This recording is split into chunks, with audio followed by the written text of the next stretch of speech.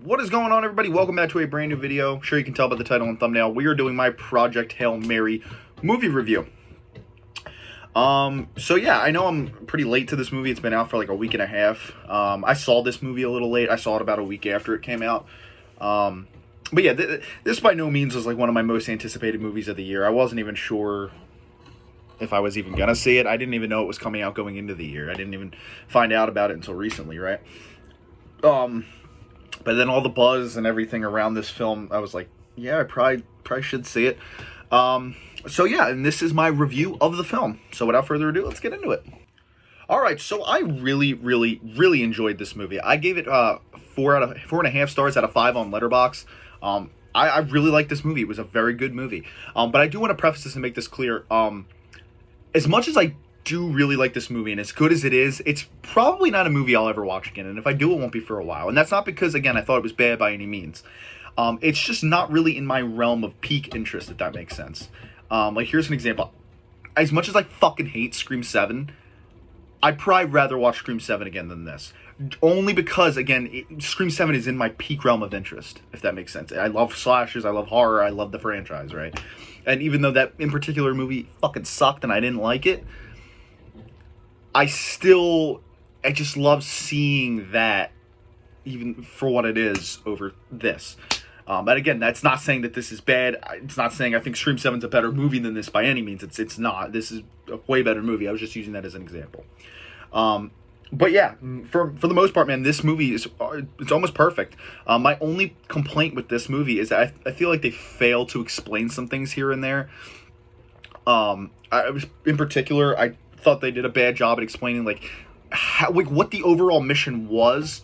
It's like once they completed the mission, it was kind of like, oh, that was it, you guys did it, like that's what they had to do. Like it just was poorly explained in my opinion. Again, once they completed the mission, I was like, okay, I guess they completed it then. They never really like, oh yeah, this is what we have to do. Like, we know the objective, but specifically when they get up there into space, it's just they kind of do it and it's like, oh, it's done, I guess. I guess that was it. And you never figure out how the pilot and the engineer die on the board of the ship. They never tell you that either. But those are like minor things, and that's why I only docked it like half a star for that. But yeah, anyway, Project Hail Mary is the story of a dying sun. It's being eaten, or the energy's being consumed by these space fucking creatures or whatever. And Ryan Gosling's character, Grace, he's a school teacher, but he's also an extremely genius scientist. He gets tasked by, I think it's the U.S. government, I suppose, to go up there, or to figure out what the hell's going on and what these things are that are consuming the energy from the sun. And he ends up being forced by the government to go up there. He doesn't want to. They force him against his will, because if they don't, then half the population will die, because he doesn't want to voluntarily do it himself. And at its core, this movie really just is. It's really a space buddy comedy is really what it is. Or a buddy comedy in space. That's pretty much what this movie is. At its core, it's about two friends who are completely different from each other that can come together to solve a common goal, right? That's really what this movie is. Even more so than just like a space sci-fi movie or whatever. You know, I see a lot of comparisons to Interstellar with this movie. In a way, they're almost, again, at their core, completely different movies, even though they're both set in space and they're this like space adventure. I personally thought this is better than Interstellar. I liked Interstellar, I really did, but I'm not gonna lie, it's a boring movie at times. It drags. Again, it gets I had more fun and enjoyment out of this movie than I did with Interstellar. And I thought Interstellar was a little more convoluted than this was. I thought this made a bit more sense than Interstellar. So overall, I thought this was a better movie than Interstellar. Just thought I'd say that because I keep seeing that comparison being drawn. Still really like Interstellar, of course, but I like this one a bit better. But yeah, I mean, so obviously Ryan Gosling is a huge standout here. He's fantastic in this role playing Grace. He's funny. You know, he's got this charming charisma to him. Obviously, he's Ryan fucking Gosling. He's gonna have that. He has that in everything he's in. Even though to be honest, I'm not that familiar with the guy. I've really only seen him in this, and I've seen him in something else. I don't know it off the top of my head, but I know I've seen him in something else. But aside from that, I've seen him in like 2 things. That's it. But, you know, I've seen him in interviews and stuff, so you just know he's got that charm to him. But he's hysterical. There were so many times throughout this movie that he just had me cracking the hell up. And especially with his chemistry with the character Rocky, who is an alien that he finds in space. And then that's where the buddy comedy just comes into play. They both meet each other, but they end up finding out they have the same goal, which is to figure out why the sun is dying. And they both lost the rest of their crew on board their ships. And they really make you care for this fucking rock, because that's what it is. That's why they call him Rocky. He's a rock. Rocky obviously being a Rocky reference. They named the one planet Adrian after Rocky's girlfriend in the Rocky films. And it's just, but they really make you care for this, again, a rock. He's a rock. Obviously, they end up giving him a voice so that way they can communicate with each other. And that leads to so much fun and so many funny scenes. One that always sticks in my mind, that's always going to stick in my mind in particular, is where Grace is trying to film himself, and he's over off into the corner, but Rocky can hear everything he's saying, even though he's whispering, and he's like, he's like, me time is at an absolute premium, and you hear Rocky in the background saying, who is Grace talking to?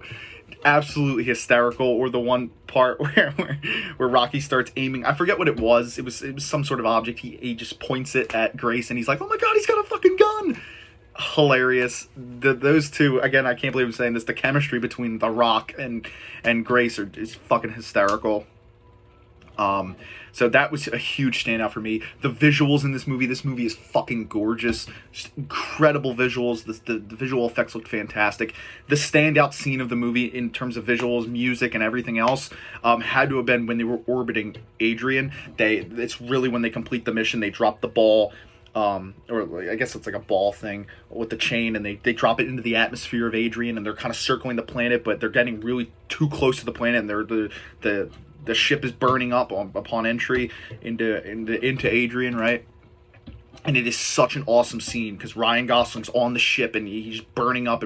He's slamming onto the ship, and it's just this really intense climactic scene, and that really is where the climax of the film is. And it was just by far the best part. It was fucking awesome. It lasted maybe about 10 minutes. Then he gets back inside, he gets knocked out, and Rocky almost sacrifices his life to save Grace.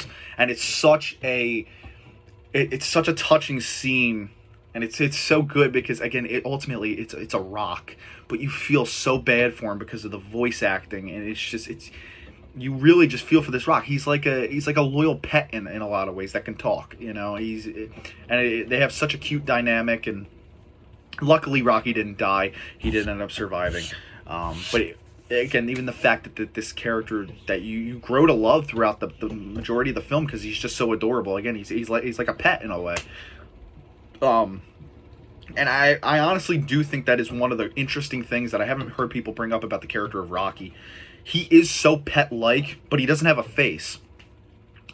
So this probably wasn't intentional, but for me in the theater, when I'm watching this, I can almost put whosever face I want onto that. It's kind of like the Michael Myers situation. If you've ever heard John Carpenter talk about the Myers mask, I know this is completely off topic, but the point is to have it up as a blank face so you can project your fears onto it. It's kind of the same thing with this. I can project whatever face I want onto Rocky because he's faceless. And every time, all these scenes, I just kind of thought of my dog. Because, like, I'm a huge pet guy. I love my dog to death. And so it's like, because Rocky doesn't have a face and he gives off that pet energy, I just couldn't stop picturing my dog. Every time anything bad happened to him, it was my dog. Anytime he did something cute, I just kept thinking of my dog. I, again, don't know if that was done intentionally. Like I said, I haven't read the book, but I just thought that was so unique in a way. I thought that was really, really, really nice. That, you know, I kind of had the opportunity to do that, to have that connection with that character by, again, putting someone or something that I know onto the screen in my head. And that, again, I think that's such a unique thing that doesn't happen a lot in film, and I haven't heard anybody talking about it for this film in particular. But that's one of my favorite parts of the character of Rocky, apart from his design. I think his design's pretty cool. Again, he's got these really cute quirks and things he does, and he flails his arms in the air and he says dumb stuff, but it's hysterical. Like I said, their relationship's the standout of the movie, because at its core, that's what the movie's about. I did find the story to be pretty interesting for the most part. It got a little boring here and there. It was bound to. They're stuck in a spaceship for 90% of the movie. It was bound to get a little slow at some points, but it wasn't enough to where it really brought the movie down by any means. And yeah, it's just a really good, fun, enjoyable movie. I would definitely recommend going to see this with family members, a girlfriend, something like that. Even friends, go ahead, see it with whoever. It's one of those movies you can really see it with anybody. It's you don't really need a select audience, right? It's just a really good, enjoyable movie.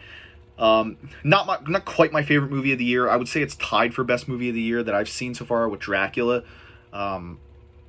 I would say those two are probably the best movies of the year that I've seen so far, and I've seen about 8 or 9 movies this year. So yeah, definitely recommend going to see it. If you have seen it, let me know your guys' thoughts in the comments down below. Make sure to rate, comment, subscribe, and I'll see you guys next time. Bye, guys.